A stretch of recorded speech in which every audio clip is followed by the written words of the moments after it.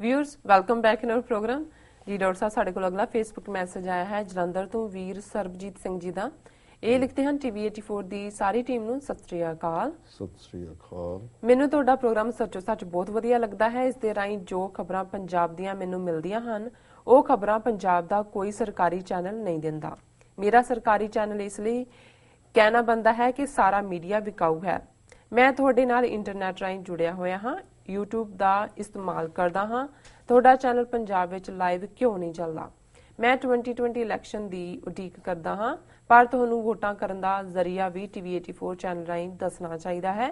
ਅਗਰ ਤੁਸੀਂ ਮੇਰੀ ਗੱਲ ਦਾ ਜਵਾਬ ਦਿੰਦੇ ਹੋ ਤਾਂ ਮੈਂ ਸਿਰਫ YouTube ਰਾਹੀਂ ਹੀ ਸੁਣ ਸਕਦਾ ਹਾਂ। ਸਤਿ ਸ਼੍ਰੀ ਅਕਾਲ ਜੀ ਡਾਕਟਰ ਸਾਹਿਬ। ਸਤਿ ਸ਼੍ਰੀ ਅਕਾਲ। ਵੀਰ ਸਰਬਜੀਤ ਸਿੰਘ ਜੀ ਦਾ ਬਹੁਤ ਬਹੁਤ ਸ਼ੁਕਰੀਆ।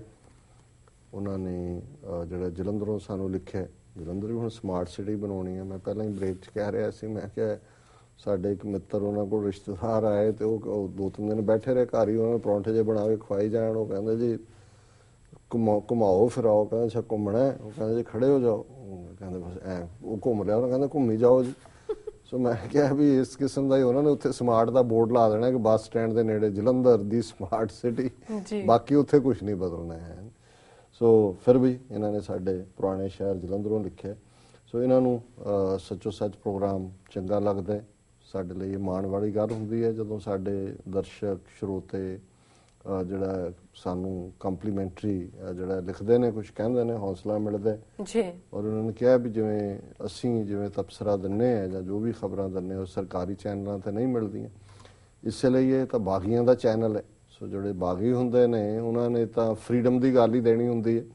ਪਰ ਸਾਡੀ ਇਹ ਕੋਸ਼ਿਸ਼ ਹੁੰਦੀ ਹੈ ਵੀ ਖਬਰਾਂ ਦੀ ਜਦੋਂ ਅਸੀਂ ਮੁਰੰਮਤ ਕਰਦੇ ਹਾਂ ਤੇ ਉਸ ਨੂੰ ਠੀਕ ਪਰਸਪੈਕਟਿਵ ਦੇ ਵਿੱਚ ਹੀ ਦੇਖਿਆ ਜਾਏ ਜੀ। ਔਰ ਇਸ ਲਈ ਬਹੁਤ ਵਾਰ ਹਾਲਾਂ ਉਹੀ ਜਿਹੜਾ ਅਸੀਂ ਬਿਨਾਂ ਅਖਬਾਰ ਦੀ ਅੰਗਰੇਜ਼ੀ ਪੜ੍ਹੇ ਵੀ ਆਪਣਾ ਜਿਹੜਾ ਉਹ ਦੇ ਸਕਦੇ ਹਾਂ ਤਬਸਰਾ, ਲੇਕਿਨ ਮੇਰੀ ਇਹ ਕੋਸ਼ਿਸ਼ ਹੁੰਦੀ ਹੈ ਕਿ ਇਹਨੂੰ ਓਰੀਜਨਲ ਵੀ ਪੜ੍ਹਿਆ ਜਾਏ ਤਾਂ ਕਿ ਦਰਸ਼ਕਾਂ ਨੂੰ ਇਹ ਨਾ ਮਹਿਸੂਸ ਹੋਏ ਕਿ ਕੋਈ ਚੀਜ਼ ਅਸੀਂ ਕੋਲੋਂ ਘੜੀਏ।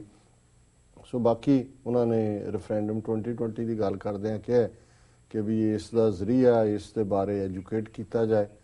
ਸੋ ਮੈਂ ਸਮਝਦਾ ਹਾਂ ਵੀ ਜਿਹੜੇ ਸੋਸ਼ਲ ਮੀਡੀਆ ਰਾਹੀਂ ਤਾਂ ਪਿਛਲੇ ਦਿਨਾਂ 'ਚ ਮੈਂ ਕੁਝ ਦਿਨਾਂ ਤੋਂ ਦੇਖ ਰਿਹਾ ਵੀ ਸਿੱਖਸ ਫਾਰ ਜਸਟਿਸ ਨੇ ਕੁਛ ਨਾ ਕੁਛ ਉਸ ਦੇ ਜਿਹੜੇ ਲੋਕਾਂ ਦੇ ਕੰਸਰਨ ਸੀ, ਸਵਾਲ ਸੀ, ਉਹਨਾਂ ਦੇ ਜਵਾਬ ਦੇਣੇ ਸ਼ੁਰੂ ਕੀਤੇ ਨੇ ਜੀ।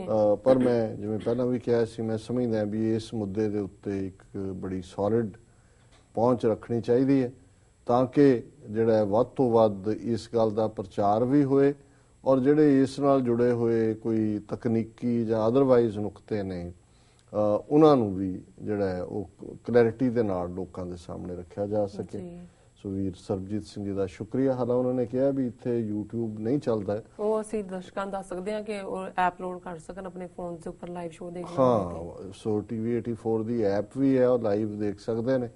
ਔਰ ਮੇਰਾ ਖਿਆਲ ਹੈ ਕਿ ਜੇ ਅਦਰਵਾਈਜ਼ ਉਹ ਟਾਈਪ ਕਰਨ tv84.tv ਤੇ ਲਾਈਵ ਸਟ੍ਰੀਮ ਤਾਂ ਹੋਣਾ ਚਾਹੀਦਾ। ਉਹ ਤਾਂ ਜੀ ਬਿਲਕੁਲ ਐਪ ਈਜ਼ੀ ਹੈ ਡਾਕਟਰ ਸਾਹਿਬ, ਐਪ ਈਜ਼ੀ ਹੈ ਜੀ। ਚਲੋ ਉਹ ਡਾਊਨਲੋਡ ਕਰ ਲੈਣ ਤੇ ਫਿਰ ਲਾਈਵ ਦੇਖ ਸਕਦੇ ਨੇ, ਫਿਰ ਲਾਈਵ ਦੇਖ ਸਕਦੇ ਨੇ। ਬਹੁਤ ਬਹੁਤ ਸ਼ੁਕਰੀਆ ਜੀ ਡਾਕਟਰ ਸਾਹਿਬ। ਇਸ ਨਾਲ ਲੈਣੇ ਆ ਬ੍ਰੇਕ। ਵਿਊਅਰਸ ਤੁਸੀਂ ਕਿਤੇ ਨਹੀਂ ਜਾਣਾ, ਮਿਲਦੇ ਆ ਛੋਟੇ